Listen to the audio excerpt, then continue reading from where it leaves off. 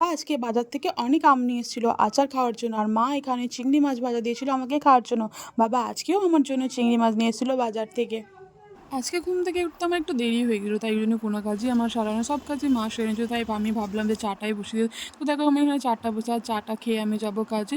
তো তারপর চাটা খেয়ে আমি এখানে কাজে বেরিয়ে পড়েছিলাম। তারপর কাজটা সেরে আমি দুপুরবেলা চলে এসেছিলাম বাপের বাড়ি। তা দেখো এখানে বাজার থেকে বাবা কত আম নিয়ে এসে বাবা এখানে চলে এসেছিলো। তারপর দেখো এখানে মা হচ্ছে রান্না করছিল আর এখানে একটা ঠাকুমা, কাকিমা সবাই মিলে শাক ভেজে দিচ্ছিল। মা এখানে রান্না করছিল।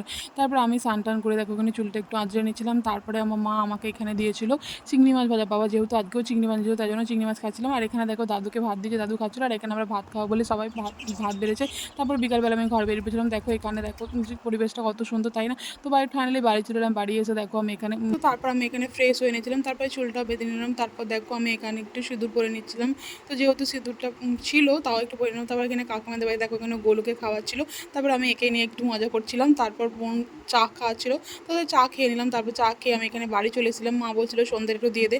সন্ধ্যে মাই দেয়, কিন্তু তাই আজকে মা বলছিল সন্ধ্যে দিয়ে দে, তাই জন্য আমি সন্ধ্যাটা দিয়ে দিলাম।